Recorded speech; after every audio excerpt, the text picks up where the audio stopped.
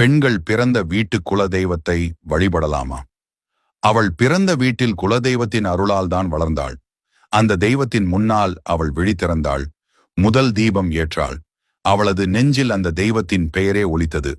ஆனால் திருமண நாளில் அவளுக்கு ஒரு புதிய தெய்வம், புதிய வீடு, புதிய வழிபாடு கிடைக்கிறது. அவள் எந்த குலத்திற்கு போனாலும் தன் உள்ளத்தில் ஒரு மூலையில் அவளது பிறந்த வீட்டு குலதெய்வம் இன்னும் அமைதியாக காத்திருக்கிறது. அது அவளை பார்த்து சொல்லும், நீ இப்போது வேறு வீட்டில் இருந்தாலும் என் குழந்தைதான். அதனால்தான் ஒரு பெண் இரு தெய்வங்களையும் வணங்கும் போது அவளது வாழ்வில் இரு குடும்பங்களின் ஆசீர்வாதமும் சேர்கிறது. ஒரு பக்கத்தில் தாய் தெய்வம், பிறந்த வீட்டு பாசம், மறுபக்கத்தில் திருமண வீட்டின் ஆற்றல். இரண்டும் சேர்ந்து அவளை காக்கும் சக்தி. அதனால்தான் சொல்கிறேன், பெண் தனது பிறந்த வீட்டு குலதெய்வத்தையும் வணங்கட்டும். அது அவளது பாசத்தின் அடையாளம், அவளது நன்றி, அவளது வேரின் நினைவு. ஏனெனில் வேரை மறந்த மரம் நீண்ட நாள் நிலைக்காது.